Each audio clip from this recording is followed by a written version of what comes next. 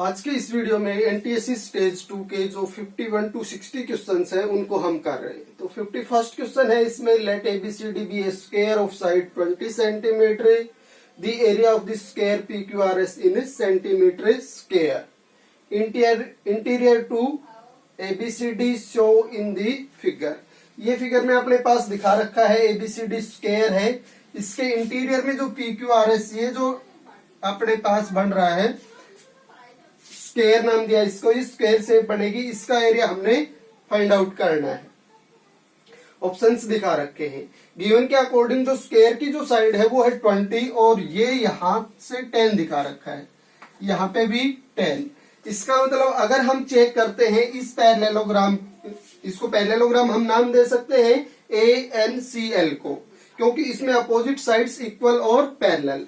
तो ये तो स्क्वायर की साइड्स होने के कारण पैरेलल है और ये 10 और 10 इक्वल होने के कारण इक्वल है, तो अपोजिट साइड्स इक्वल और पैरेलल, इसलिए ये हुआ एक पैरेललोग्राम। अगर ये पैरेललोग्राम है तो ट्रायंगल ABP ये चेक की जाए तो इसमें पैरेललोग्राम की ये लाइन और ये लाइंस यूज हो रही है। इसका मतलब ये दोनों लाइंस क्या है, पैरेलल है। अगर ये पैरेलल्स है, अगर ये 10 है तो इसका मतलब L मिड पॉइंट है, तो ये आगे भी मिड पॉइंट पे आके इंटरसेक्ट करेगी।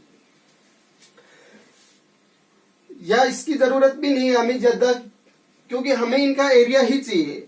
तो ये अपने पास जो ट्रायंगल दिख रही है, यहां से फिगर के अकॉर्डिंग ध्यान से देखें, ABP जो भी नाम में लिखूं उसको फिगर के अकॉर्डिंग हम डिसाइड कर देते हैं ABP, और इसके अंदर ही एक ट्रायंगल आ रही है BLQ।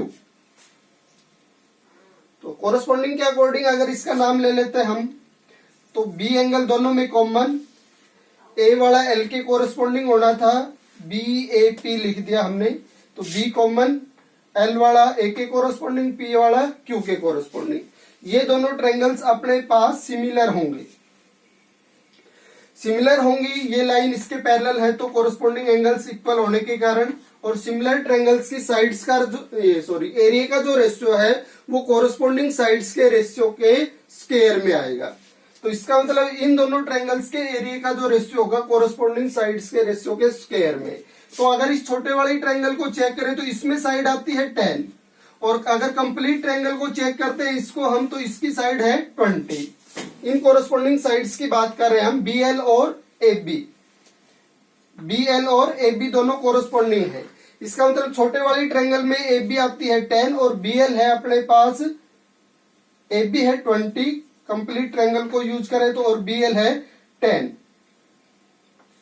इसका मतलब ये रेशियो हुआ अपने पास 2:1।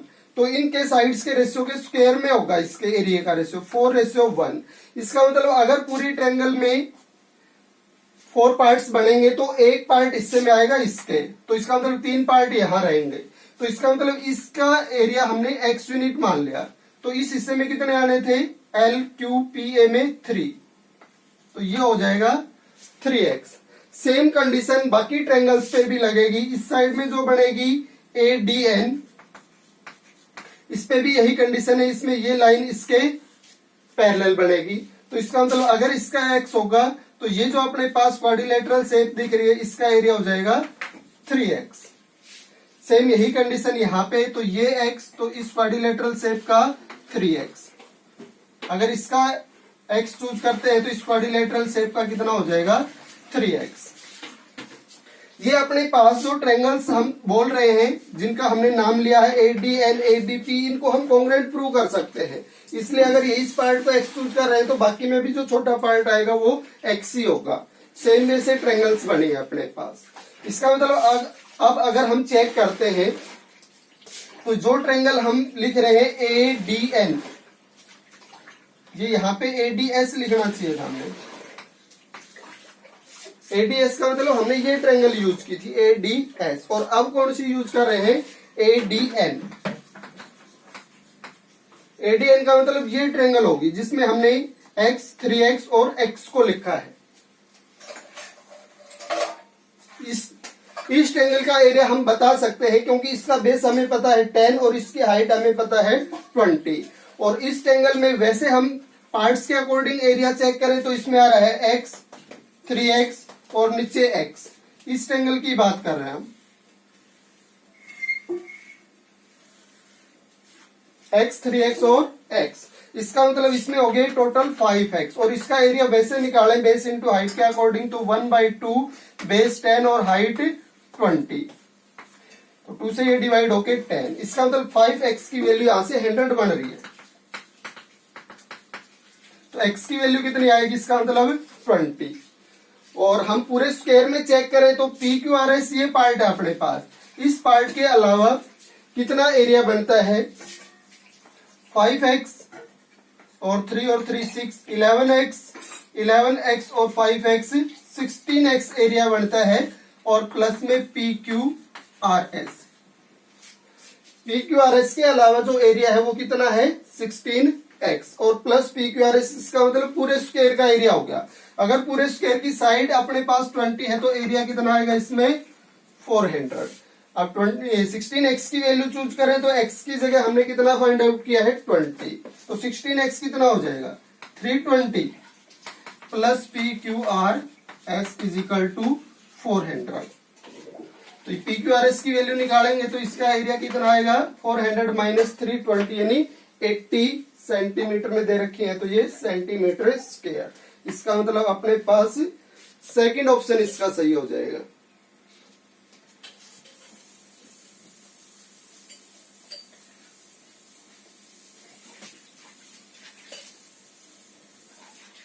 इसके बाद जो नेक्स्ट क्वेश्चन है अपने पास वो हम वैसे ही बोल देते हैं। इसमें है a circle is inscribed in A right angle triangle of parameter 7 पाई। एक सर्कल है अपने पास, इंस्क्राइब्ड का मतलब राइट एंगल ट्रायंगल के अंदर है, ऑफ पैरामीटर 7 पाई, जिसका पैरामीटर कितना है 7 पाई। Then the ratio of the numerically value of circumference of a circle to the area of the right angle triangle। हमें जो फाइंड आउट करना है इसमें वो है circumference of the circle 2 pi r upon area of the right triangle. ये चीज हमने फाइंड आउट करनी है। गिवन है अपने पास पैरामीटर ऑफ ट्रायंगल 7 पाई, और जो सर्कल है वो ट्रायंगल के अंदर है। तो अपने पास ये आर निकालने के लिए ये सर्कल की आर है जो ट्रायंगल के राइट एंगल ट्रायंगल के अंदर यूज हो रहा है। इस ट्रायंगल के अंदर कोई सर्कल यूज हो तो उस सर्कल की सरकमफेरेंस और ट्रायंगल के एरिया का रेशियो हमने बताना है कितना आएगा। अगर ट्रायंगल का पैरामीटर कितना बनता है 7 पाई, तो रिलेशन हम यूज करें इंटीरियर रेडियस, स्मॉल आर से लिख लेते हैं हम इसको, ये आ गई स्मॉल आर। तो इंटीरियर रेडियस कैसे निकलती है, ट्रायंगल के एरिया को पैरामीटर से डिवाइड, ये सेमी पैरामीटर से डिवाइड करें तो इंटीरियर रेडियस आ जाएगी। इसका मतलब जो ट्रायंगल का एरिया है आर एस से लिखा जा सकता है। जो रेशियो हमने निकालना है अब 2 पाई आर, उसमें हम ट्रायंगल के एरिया की जगह आर एस लिख सकते हैं। तो आर से आर क्या हो जाएगा कैंसिल, बच गया 2 पाई अपॉन एस। एस की जगह क्या लिखना है हमने, एस की जगह पूरा फुल पैरामीटर दे रखा है 7 पाई, तो एस की जगह इसका हाफ हो जाएगा। तो इसका हाफ करेंगे तो डिवाइड में 2 और डिवाइड वाला 2 ऊपर, तो इससे ये कैंसिल, तो ये आ जाएगा 4/7। इसका मतलब जो वैल्यू हमने फाइंड आउट करनी थी सर्कल की सरकमफेरेंस और डिवाइड में एरिया ऑफ ट्रायंगल, वो क्या आएगा 4/7। तो इसमें ऑप्शन दे रखा है फर्स्ट ई 4/7। ऑप्शन थे इसके 4/7, सेकंड में था 3/7, थर्ड में था 2/7 और फोर्थ में था 1/7। तो इसका मतलब फर्स्ट ऑप्शन ही इसका सही होगा अपने पास। इसके बाद नेक्स्ट करते हैं थर्ड में है it is known that area of cyclic quadrilateral. Cyclic quadrilateral है अपने पास और उसका एरिया शो कर रखा है square root S S minus A, S minus B, S minus C और एस माइनस डी। एस तो है यहाँ पे इसकी ऑल साइड्स के सम का हाफ, इसका सेमी पैरामीटर है। और एबीसीडी क्या है, क्वाड्रिलेटरल की साइड्स की लेंथ। और बोल दिया इसको हमने, वैसे क्वेश्चन में दे रखा है S is equal to A plus B plus C plus D by 2। तो इसने कहा है कि it is a circle can also be inscribed in the cyclic quadrilateral. इस साइक्लिक क्वाड्रिलेटरल के अंदर भी एक सर्कल है। इसका मतलब जो साइक्लिक क्वाड्रिलेटरल दे रखा है उसके अंदर अगर सर्कल आएगा तो ये एक सर्कमस्क्राइब्ड सर्कल क्वाड्रिलेटरल बन जाएगा। और सर्कमस्क्राइब्ड क्वाड्रिलेटरल जैसे एबीसीडी दे रखा हो तो ये साइड ए मान ली, ये बी, ये सी और ये डी।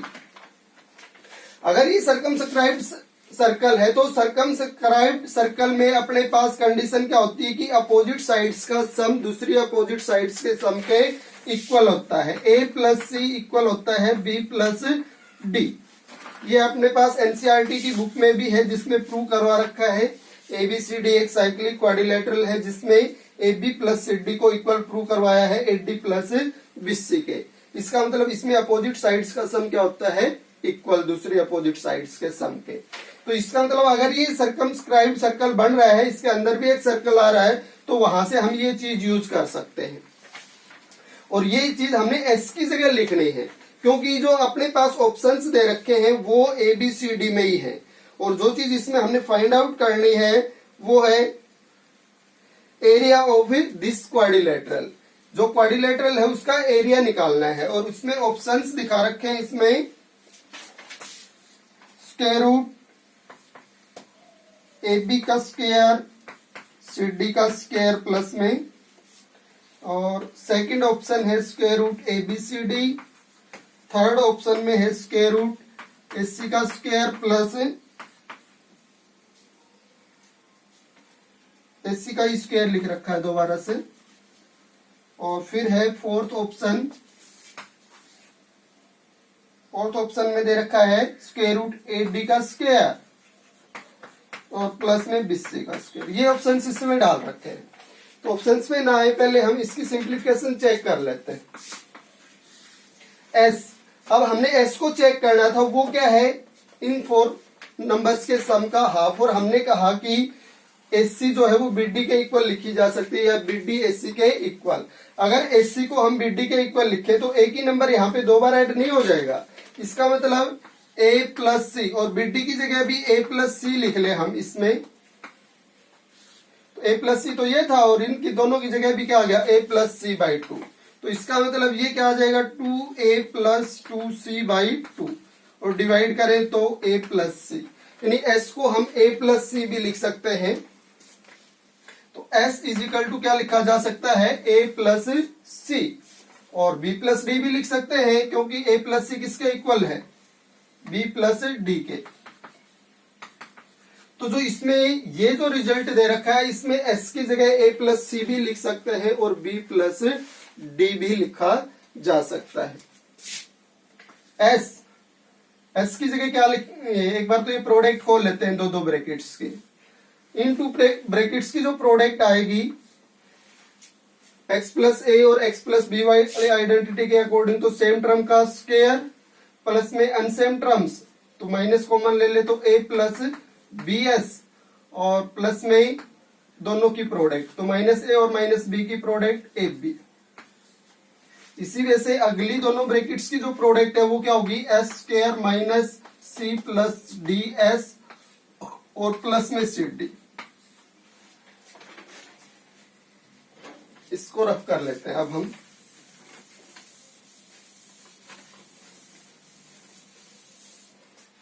इसको सिंप्लीफाई करना है। एस की जगह बोला हमने कि हम a प्लस सी भी लिख सकते हैं और b प्लस डी भी। s equal to a plus C और b प्लस डी।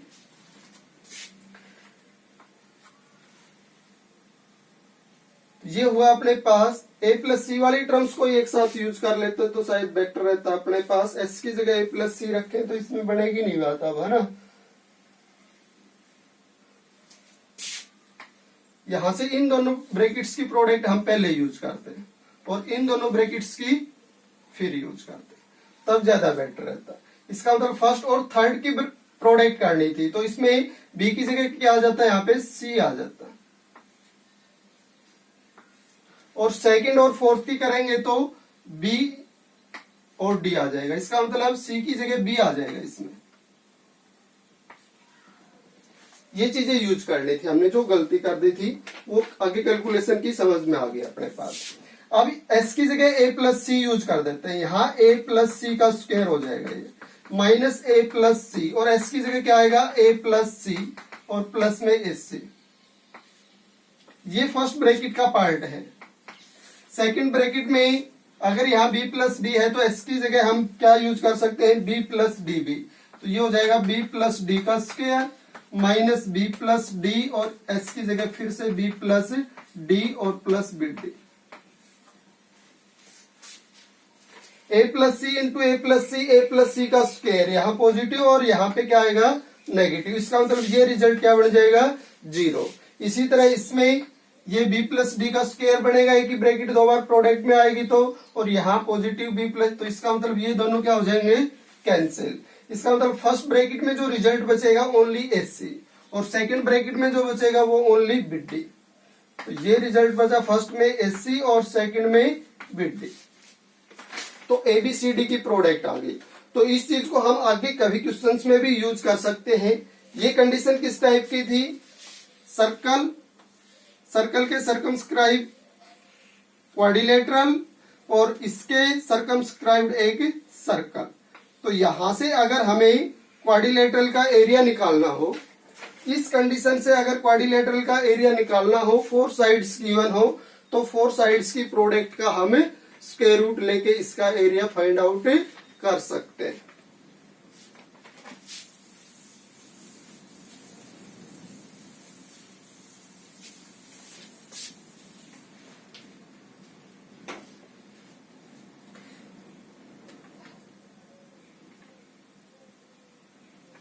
थर्ड था ये अपने पास 53rd। 54th है, 2 circles both of radii A touches each other. 2 circle है अपने पास, दोनों की रेडियस ए यूनिट दिखा रखी है और दोनों एक दूसरे को टच कर रहे हैं, एक्सटर्नली बता रहा है इस टाइप से।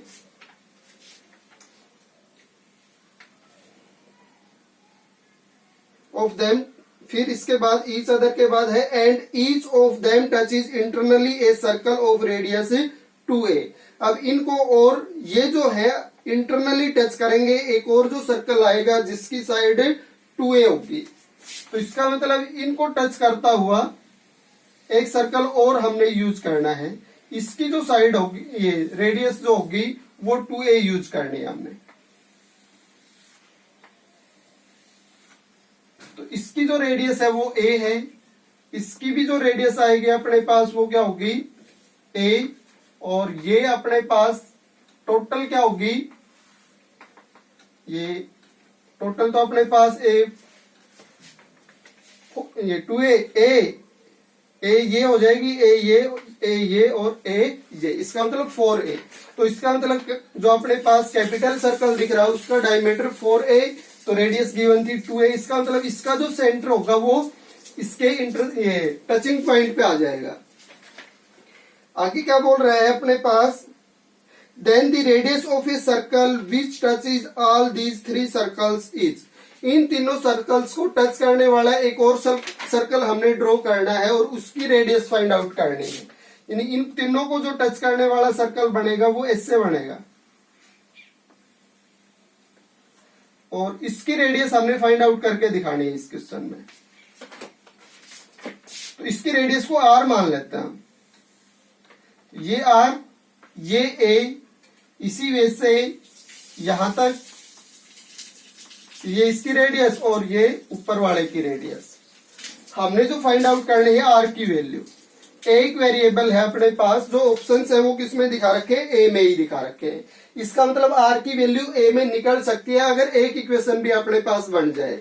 वो इक्वेशन कहां से बनाएंगे हम, ये अपने पास टेंजेंट करेगा अगर ये जस्ट टच कर रहे हैं तो, और टेंजेंट 90 डिग्री बनाएगा रेडियस के साथ। इसका मतलब ये जो ट्रायंगल बनेगी ये राइट ट्रायंगल होगी। राइट ट्रायंगल पे पाइथागोरस लगा लेते हैं अगर तीनों साइड्स की वैल्यू हमें पता है। तो इसका मतलब अगर ये ऊपर तक जाती ये लाइन तो कैपिटल सर्कल की रेडियस होती जो 2a हो जाती, लेकिन ये हमने यहां से स्टार्ट की है इस सर्कल के सेंटर से, तो ऊपर तक हमने इसको यूज नहीं किया है। तो कितना छोटा है ऊपर वाले सर्कल की रेडियस जितना, तो इसका मतलब r नहीं है ऊपर से इसमें। अगर r और इसके साथ होता तो ये 2a होती। इसका मतलब अब रेडियस इसकी 2a ही है कैपिटल की। तो अगर इसमें r और शामिल हो जाता यहां तक ये 2a होनी थी। अब इसमें अगर r की वैल्यू नहीं है तो इसका मतलब 2a माइनस r। ये साइड कितनी है 2a माइनस r। अगर इसका स्क्वायर हम राइट ट्रायंगल के अकॉर्डिंग फाइंड आउट करें तो 2a माइनस r का जो स्क्वायर है वो किसके बराबर आएगा। इस ट्रायंगल में ये हाइपोटेन्यूस है a प्लस r, इसके स्क्वायर में से हाइपोटेन्यूस के स्क्वायर में से बेस का स्क्वायर माइनस a का स्क्वायर। तो इसका मतलब इसको अगर हम सिंप्लीफाई करेंगे तो r की वैल्यू a में निकाल सकते हैं। इसको सिंप्लीफाई करें तो 4a square plus r square minus 4ar। इसको सिंप्लीफाई करें तो a square plus r square plus 2ar और माइनस a स्क्वायर प्लस का माइनस का तो कैंसिल, बोथ साइड से r स्क्वायर हट जाएगा। यानी 4a स्क्वायर की जो वैल्यू है, इन टर्म्स को एक साथ इकट्ठा करें हम तो वो ये टर्म उस साइड में जाके प्लस हो जाएगी और हो जाएगा 6ar। बोथ साइड a से डिवाइड कर लें तो यहाँ a 2 टाइम्स है, एक टाइम कैंसिल होके इससे खत्म कर देगा। यानी 4a स्क्वायर था ओनली a बच जाएगा इसमें से डिवाइड करें तो। अब r की वैल्यू निकालें तो 4a के डिवाइड में आ जाएगा 6 और 2 से डिवाइड करें तो ये 2 और ये 3। यानी r की वैल्यू अपने पास आएगी इसमें 2a/3 और ये इसके सेकंड ऑप्शन में दिखा रखा है।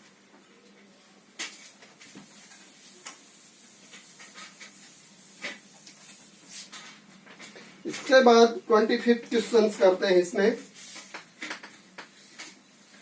25th क्वेश्चन में है let D be a point on the side BC of a triangle ABC। Triangle ABC ली हमने ABC, डी पॉइंट लेना हमने BC पे। कंडीशन क्या है इस डी पॉइंट की, यहां से ADC जो एंगल बनेगा ADC, यानी ये जो एंगल है एंगल ADC इक्वल लिखा है एंगल BAC के। BAC का मतलब कंप्लीट एंगल A। इन दोनों एंगल्स को इक्वल दिया। इसमें if AC is equal to 21, AC की वैल्यू ये दे रखी है 21 centimetre, then the side of an equilateral triangle whose area is equal to area of the rectangle with side BC and DC। Rectangle use करना है यहां से हमने। रेक्टेंगल किससे बनाना है, साइड BC और DC से, BC और DC। रेक्टेंगल में क्या होता है कि अपोजिट साइड्स इक्वल होती हैं, इसलिए ये कह रहा है कि जो अपने पास इसकी लेंथ आएगी वो BC के इक्वल लेनी है रेक्टेंगल की, और जो विड्थ आएगी वो DC के इक्वल। अगर एक रेक्टेंगल जैसे हमने BC को मान लिया x यूनिट और DC को मान लिया y यूनिट, तो जिस ट्रायंगल की लेंथ x यूनिट हो और विड्थ y यूनिट हो उसका एरिया क्या आएगा x इंटू वाई। इसका मतलब साइड BC के, ये लेंथ BC के बराबर और विड्थ DC के बराबर, तो एरिया ऑफ रेक्टेंगल क्या आएगा इसमें BC इंटू DC। तो जो अपने पास इसमें एक इक्विलैटरल ट्रायंगल की साइड निकालनी है जिसका एरिया इस रेक्टेंगल के बराबर हो, इसका मतलब इक्विलैटरल ट्रायंगल का एरिया इन दोनों की प्रोडक्ट के बराबर है और उसकी साइड हमने फाइंड आउट करनी है। तो इक्विलैटरल ट्रायंगल के एरिया के लिए हमें BC और DC की प्रोडक्ट चाहिए। गिवन कंडीशन के अकॉर्डिंग अगर चलते हैं तो A और D एंगल्स इक्वल हैं और इस ट्रायंगल को हम चेक करते हैं ADC को और कंप्लीट को, तो दो एंगल्स इक्वल हमें यूज हो सकते हैं, एंगल A वाला D के इक्वल गिवन के कारण और C कॉमन होने के कारण। इसका मतलब यहां से हम दो सिमिलर ट्रायंगल्स यूज कर सकते हैं और सिमिलर ट्रायंगल्स की कोरिस्पोंडिंग साइड्स का रेशियो क्या होता है इक्वल। तो हमने लिखा complete triangle ABC, similar triangle A के कोरोस्पोंडिंग कौन सा एंगल बनेगा, इस ट्रायंगल में डी दिखा रखा है, सी कॉमन होने के कारण इक्वल है, तो सी को सी के इक्वल दिखाएंगे, तो एडीसी का फिर ए और सी एंगल दोनों में कॉमन होने, इसका मतलब ये दोनों ट्रायंगल सिमिलर है, तो इनकी साइड्स का रेशियो क्या आएगा, इक्वल। अब यहां से रेशियो क्या यूज करें हम, जो चीजें हमने यूज करनी है ऊपर के वाले के अकॉर्डिंग बीसी लिया हमने, तो बीसी के कोरोस्पोंडिंग बनेगा क्या इसमें, एससी,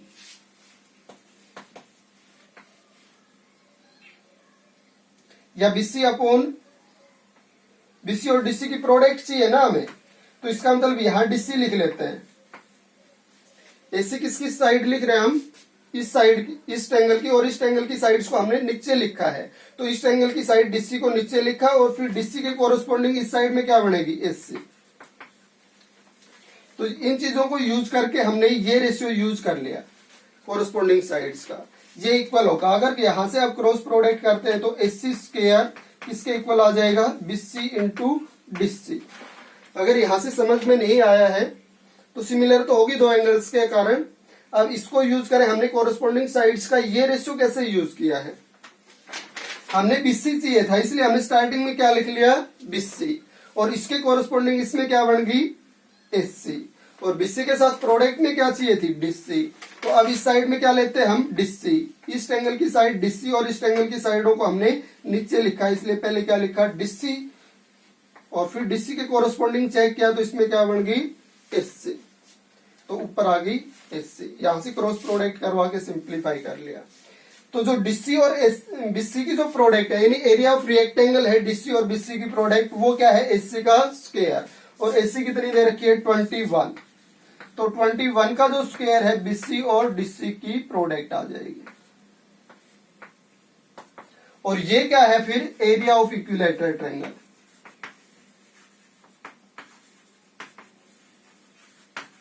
इसका मतलब उस इक्विलैटरल ट्रायंगल के एरिया का हमें पता चल गया, साइड निकालनी है। तो 21 का जो स्क्वायर है इक्विलैटरल ट्रायंगल के एरिया को क्या लिखे, स्क्वायर रूट 3/4 ए स्क्वायर। अब यहां से ए निकालना हमने, ये इस साइड में आएगा तो प्रोडक्ट, तो 4 इंटू 21 का स्क्वायर रूट 3 ए स्क्वायर। यहां से आप बोथ साइड स्क्वायर रूट लेके ए की वैल्यू निकाल लेते हैं, तो इसका स्क्वायर रूट लेते हैं तो 2, इसका स्क्वायर रूट मल्टीप्लाई में 21, और इस साइड में स्क्वायर रूट लेते हैं तो रूट 3 का स्क्वायर रूट 1/2 पावर है इस पे, और फिर स्क्वायर रूट में फिर से 1/2 पावर आएगी तो 3 की पावर 1/4, और ए स्क्वायर का स्क्वायर रूट क्या हो जाएगा, ए। अगर यहां से ए की वैल्यू निकाले हम तो 2 इंटू 21 और 3 की पावर 1/4 किसमें आ जाएगी, डिवाइड में, ए की वैल्यू निकलेगी। तो 21 में 3 है, अगर इसमें ए की 3 में अगर वैल्यू लिखे हम तो 3 इंटू 7 लिख सकते हैं 21 को, 2 इंटू 3 इंटू 7, और 3 की पावर 1/4 इज इक्वल टू ए। 3 की पावर्स को इकट्ठा करें तो ऊपर 1 और नीचे 1/4, तो सेम बेस पे डिवाइड में पावर्स माइनस हो जाएंगी, तो ऊपर 1 में से 1/4 माइनस होगा तो कितना बचेगा, 3/4। इसका मतलब 3 की पावर आ जाएगी 3/4 और इंटू में 7, तो इन दोनों की प्रोडक्ट 14 इंटू 3 की पावर 3/4, ये आ जाएगी ए की वैल्यू, यानी इक्विलैटरल ट्रायंगल की जो साइड पूछी थी उसकी वैल्यू आ जाएगी 14 इंटू 3 की पावर 3/4, और ये है अपने पास थर्ड ऑप्शन में। तो फिफ्थ का हो जाएगा अपने पास 55th का थर्ड ऑप्शन करेक्ट।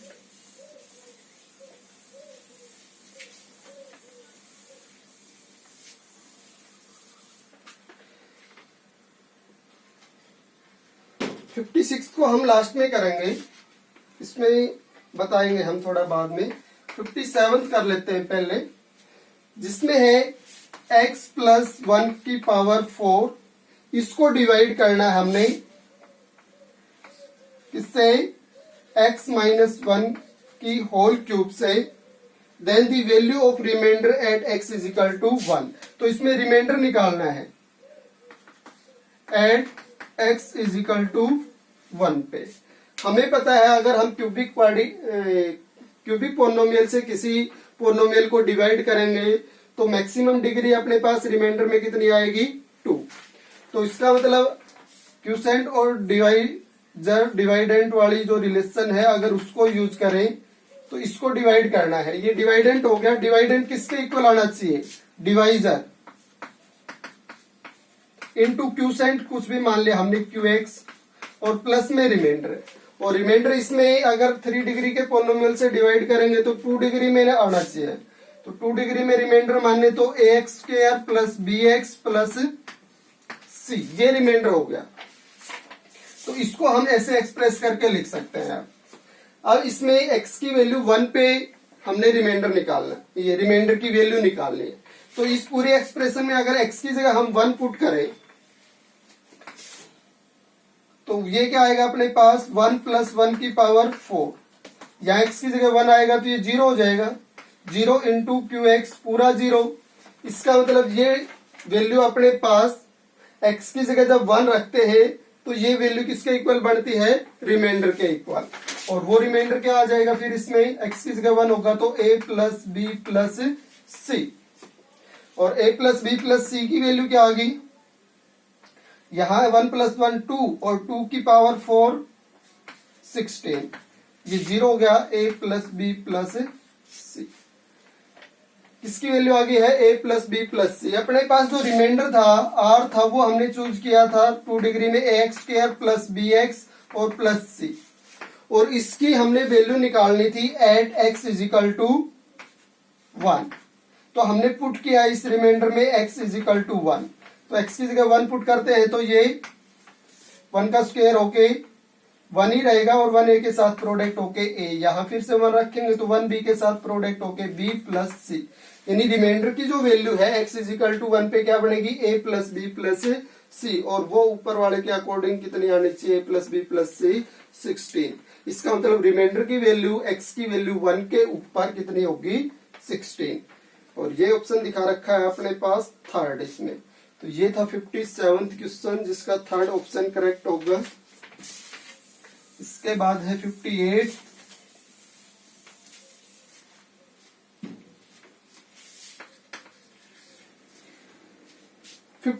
में a circle passing road the centre, passing road the vertex of a triangle ABC. Triangle ABC की वर्टेक्स से कोई सर्कल पास हो रहा है, और इसकी वर्टेक्स इसने दिखा रखी है। ए की जगह है -2 5, बी की जगह है -2 -3, और सी की जगह है 2 3। ये है एबीसी ट्रायंगल जिससे एक सर्कल पास होना है। इसके सर्कमस्क्राइब एक सर्कल है, इसका मतलब वो है then the centre of the circle is, तब हमने इस सर्कल का सेंटर निकालना है। तो सर्कल का सेंटर निकालने के लिए हम सर्कल के कोऑर्डिनेट्स मान सकते हैं x और y, और दो वेरिएबल्स की वैल्यू निकालने के लिए दो इक्वेशन बना लें, उससे निकल जाएगा। ये दो इक्वेशन कैसे बन सकती है, जैसे सेंटर को O माने तो OB का स्क्वायर OA के स्क्वायर के इक्वल दिखा ले, एक इक्वेशन यहां से बन जाएगी।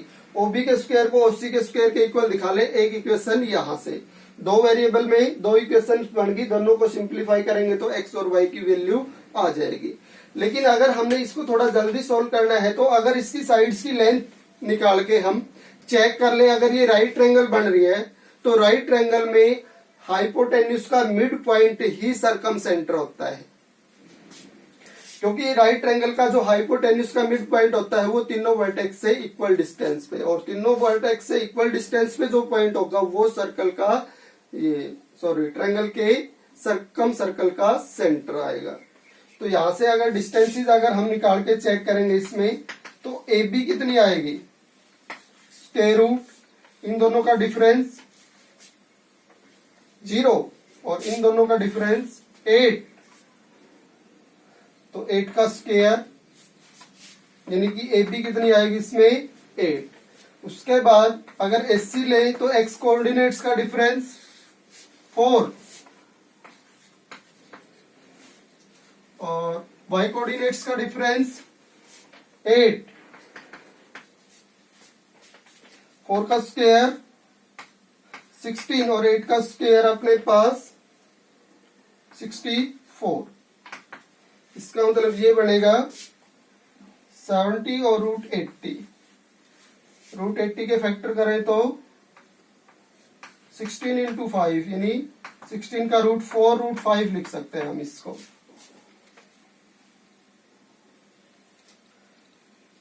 या रूट के अंदर 64।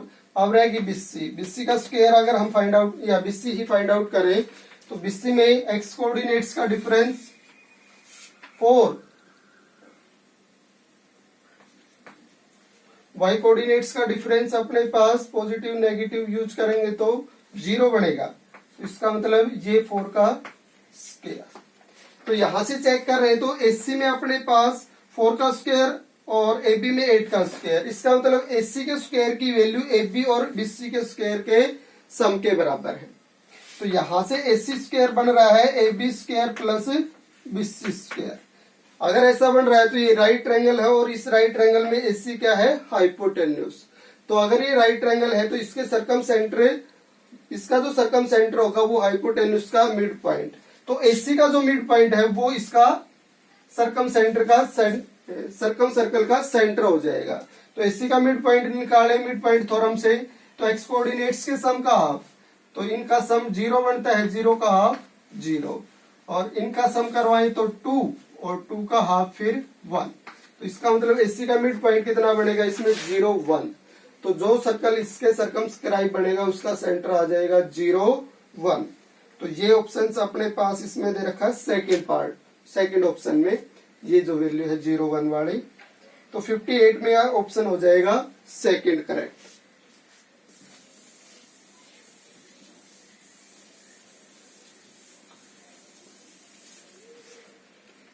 59 इसमें है if two dice are thrown together the probability that the difference of the numbers appearing them is a prime number. 2 dice को टॉस कर रहे हैं हम एक साथ, और जो प्रोबेबिलिटी पूछी है कि दोनों डाइस पे जो नंबर्स अपीयर हो रहे हैं उनका जो डिफरेंस है एक प्राइम नंबर होना चाहिए। तो 2 डाइस को जब हम थ्रो करेंगे तो एक डाई में अपने पास 6 पॉसिबिलिटीज होती हैं। तो सेकंड और इसके साथ टॉस करेंगे तो टोटल पॉसिबिलिटी कितनी बढ़ेंगी 36, यानी टोटल आउटकम्स कितनी हुई 36। अब फेवरेबल आउटकम्स पे आए तो दोनों नंबर्स का जो डिफरेंस है वो एक प्राइम नंबर होना चाहिए। तो इसमें जैसे हम 1 चूज करें, फर्स्ट डाई पे 1 आया तो इसके साथ 6 ले दूसरी डाई का, तो ये 5 डिफरेंस देगा जो प्राइम नंबर होगा। 1 के साथ 5 यूज करेंगे तो डिफरेंस 4 आएगा जो प्राइम नंबर नहीं होगा। तो 1 के साथ 5 नहीं लेंगे, 4 लेंगे तो 3 आएगा, प्राइम नंबर होगा। 1 के साथ 3 लेंगे तो 2 आएगा जिसको हम प्राइम नंबर बोलेंगे। 1 के साथ 2 लेंगे तो 1, इसका मतलब 1 के साथ प्राइम नंबर्स की पॉसिबिलिटी यही बढ़ती है। इसी तरह से 2 के साथ निकालें, 2 के साथ 6 लेते हैं तो डिफरेंस 4 आता है, प्राइम नंबर नहीं है। 5 लेते हैं तो 3 आता है, डिफरेंस प्राइम नंबर है। 2 के साथ 4 ले तो 2 आएगा, प्राइम नंबर है। 2 के साथ 3 ले तो 1, इसका मतलब इससे आगे अब प्राइम नंबर से नहीं आएंगे, इससे कम वैल्यू आनी स्टार्ट होगी। 3 के साथ 6 ले, 3 डिफरेंस आएगा, प्राइम नंबर है। 3 के साथ 5 ले, 2 आएगा, प्राइम नंबर है।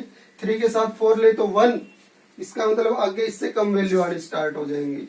फिर अगर 5 के साथ ये 4 के साथ यूज करते हैं, 4 के साथ 6 प्राइम नंबर है, 2 डिफरेंस आ रहा है। 4 के साथ 5 में 1, इसका मतलब ऐसा नहीं बन रहा। और 4 के साथ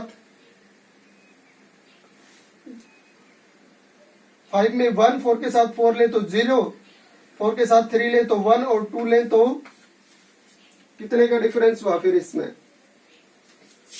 2 का, प्राइम नंबर है। 4 के साथ आप 1 ले तो 3 का डिफरेंस आएगा, और 1 ही आ गया तो अब इससे आगे क्या आएगा 5 के साथ 6 में 1 डिफरेंस, 5 के साथ 5 में 0, 5 के साथ 4 में 1 का डिफरेंस, 5 के साथ 3 2 का डिफरेंस, 5 के साथ 2 में 3 का डिफरेंस प्राइम नंबर है, और 5 के साथ 1 में 4 आएगा, ये यूज नहीं करना हमने। तो 5 के साथ हो गया। अब 6 के साथ यूज करें तो 6 के साथ 1 में 5 डिफरेंस बढ़ता है। 6 के साथ 2 ले तो 4 डिफरेंस आ रहा है, प्राइम नंबर नहीं है। 3 यूज करें तो 3 का डिफरेंस प्राइम नंबर है। 6 के साथ 4 में 2 डिफरेंस बन रहा है, 5 में 1, बस इतने ही आ जाएंगे। तो ये ऐसे नंबर हैं जो डिफरेंस प्राइम नंबर देंगे।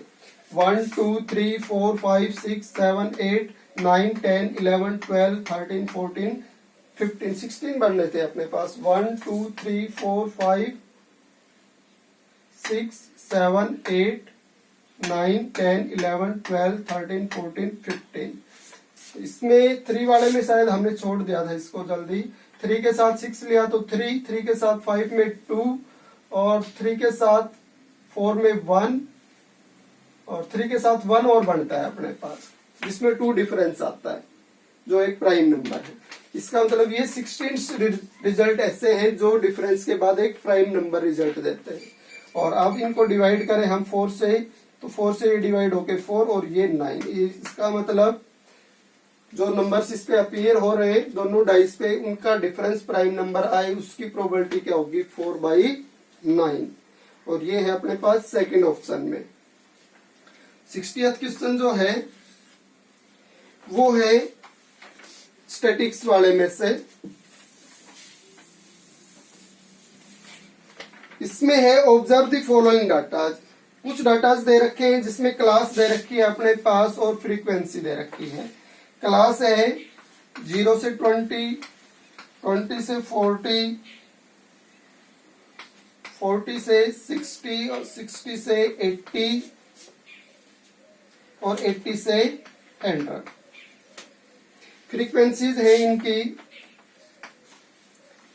फर्स्ट ग्रुप की 17, फिर F1, F1 के बाद 32, F2 19 और फ्रीक्वेंसीज का टोटल है इसमें 120। If the Abu data mean 50, ये जो डाटा इसने दे रखे हैं इनका जो मीन आएगा वो 50 बता रखा है।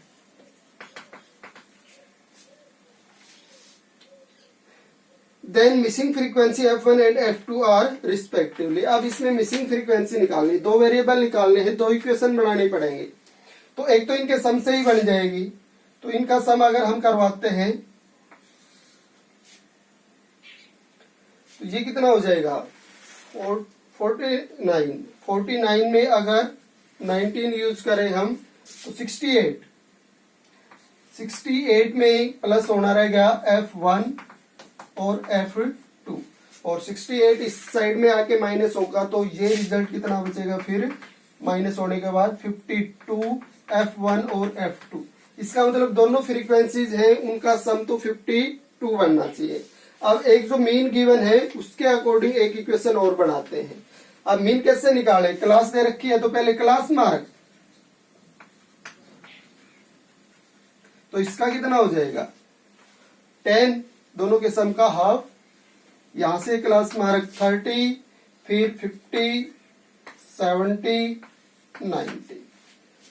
क्लास मार्क को xi का नाम देते हैं तो fi xi क्या आ जाएगी अपने पास, इनकी प्रोडक्ट 170, इनकी प्रोडक्ट 30 F1, इनकी प्रोडक्ट 1600, इसकी 70 F2 और ये 19 की और 9 की 171 और 0, ये प्रोडक्ट आ गई।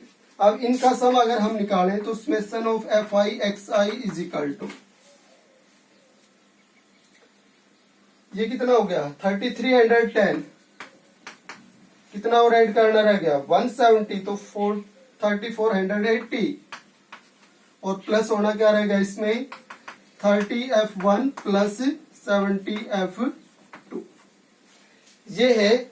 और मीन कैसे निकलेगा 3480 plus 30 F1 plus 70 F2। Mean निकालने के लिए फ्रीक्वेंसी के सम से डिवाइड, तो फ्रीक्वेंसी का सम इसने कितना दिखा रखा है 120, तब मीन आएगा कितना 50। ऊपर और नीचे 10 से डिवाइड कर ले तो सम में से एक एक जीरो हट जाएगी। अब इसको 12 को इस साइड में प्रोडक्ट करवा देंगे तो कितना बन जाएगा ये 600। यहाँ क्या रहेगा 348 प्लस 3F1 प्लस 7F2, तो 3F1 प्लस 7F2 की वैल्यू अगर निकालें यहाँ से तो 348 दूसरी साइड में आके माइनस, तो इसमें से 300 माइनस होगा तो 300 बचेगा और 48 और माइनस होगा तो 252।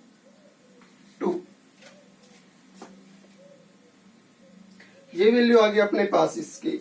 अब अपने पास F1 और F2 की वैल्यू थी 52। अगर F1 के कोएफिशिएंट्स इक्वल बनाए तो इसको हम 3 से प्रोडक्ट करवा लेते हैं। तो 3F1 प्लस 3F2 की जो वैल्यू आएगी वो इसको 3 से प्रोडक्ट 6 और 15। अब सब्ट्रैक्ट कराएं तो साइन चेंज, तो यहां से क्या आएगा 4F2। ये तो 0 बन जाएगा सब्ट्रैक्शन में। इसको माइनस करवाएं 12 में से 6 आना चाहिए। यहां फिर 14 में से 5 9। इसका मतलब F2 की वैल्यू निकालेंगे तो 4 इसको डिवाइड करेगा स्टार्टिंग में 2 पे और फिर 4 पे। F2 की वैल्यू कितनी होगी 24। तो F2 आएगा अपने पास इसमें 24 और F2 24 हो तो 24 इस साइड में आके माइनस होके F1 कितना आएगा 28।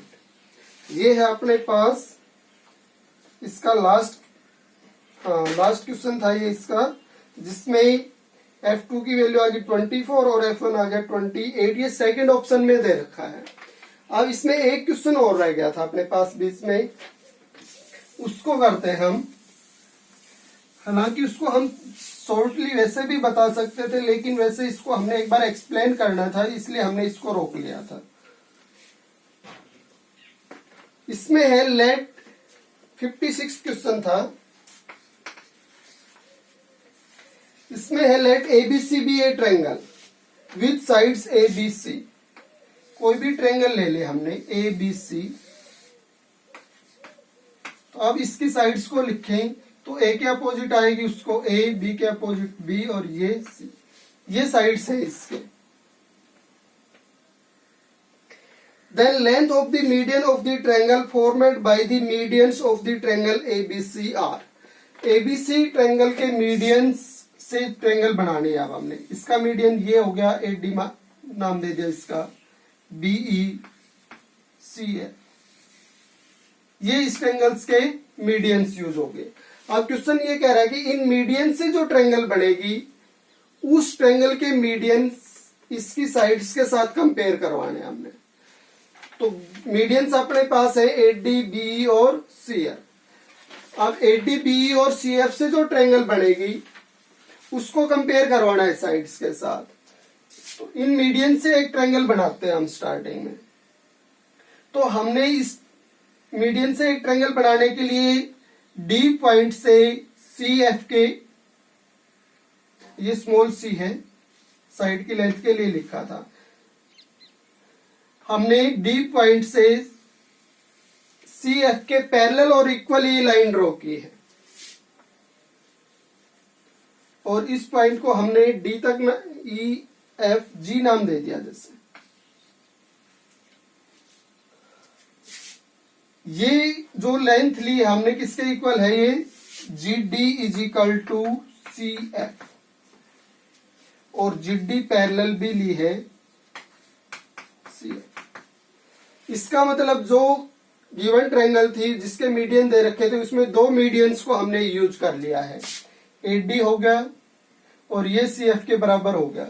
इसका मतलब अब इसको अगर A से ज्वाइन करवाते हैं हम तो ये दो AG जो लेंथ आएगी वो थर्ड मीडियन के बराबर होगी। AG किसके बराबर होगी, इसमें BE के।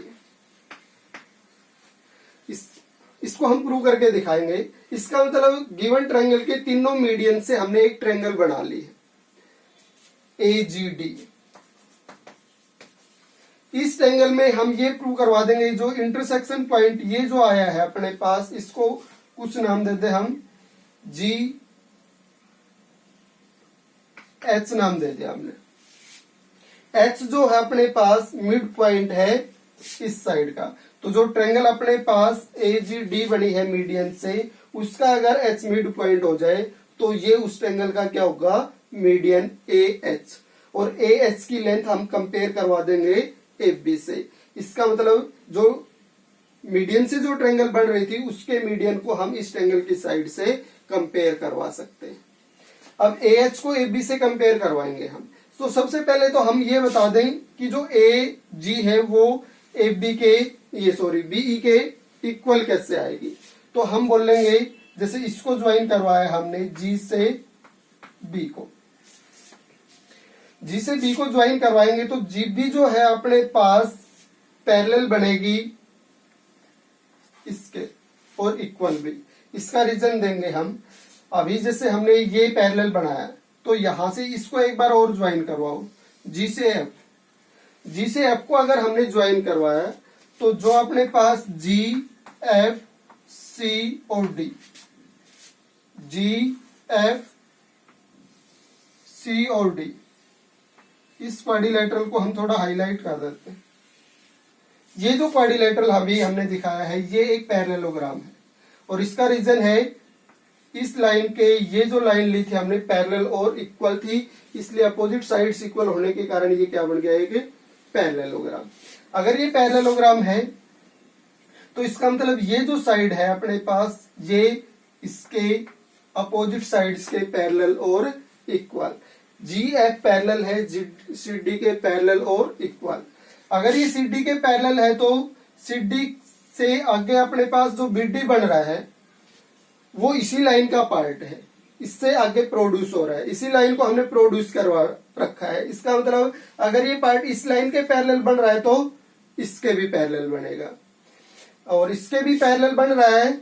और ये जो बीडी वाला पार्ट है ये सीडी के इक्वल भी है, क्योंकि ये मीडियन था तो मिड पॉइंट पे था, इसका मतलब बीडी और सीडी क्या थे इक्वल। तो ये जो पार्ट है बीडी वाला ये जीएफ के पैरेलल और इक्वल भी बोला जा सकता है।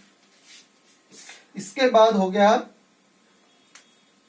जो जी एफ हमने लिखा वो इक्वल आया किसके, बीडी के, और जी एफ पैरेलल भी हो गया बीडी के। तो इसका मतलब अब जो 4 पॉइंट हमने लिखे हैं जी एफ बी डी, जी एफ बी डी, ये एक पैरेललोग्राम है। अगर ये पैरेललोग्राम है तो इसमें अपोजिट साइड्स इक्वल और पैरेलल। इसका मतलब ये जो साइड है ये एफ डी के पैरेलल और इक्वल है। और ये लाइन एबीसी ट्रायंगल के अकॉर्डिंग देखें तो एक बी का मिड पॉइंट यूज हो रहा है और इसमें बीसी का मिड पॉइंट, ट्रायंगल के एबीसी के 2 मिड पॉइंट्स को ज्वाइन करवाने से बना है ये। तो इसका मतलब ये ट्रायंगल की थर्ड साइड के पैरेलल और उसके हाफ के इक्वल, यानी एफ डी है अपने पास, एफ डी पैरेलल है किसके, एससी के, और किसके इक्वल है ये, हाफ ऑफ एससी। और एफ डी को हमने पैरेललोग्राम ये जो जब प्रूव किया था तो एफ डी को इक्वल किसके बताया था, जीबी के।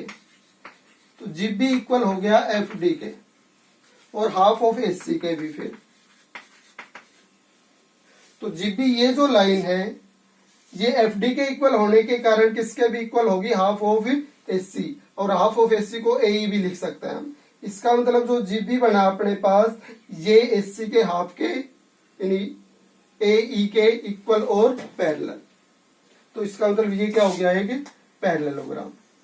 और ये एक पैरेललोग्राम हो गया। तो ये जो अपने पास बीई है ये ए जी के इक्वल।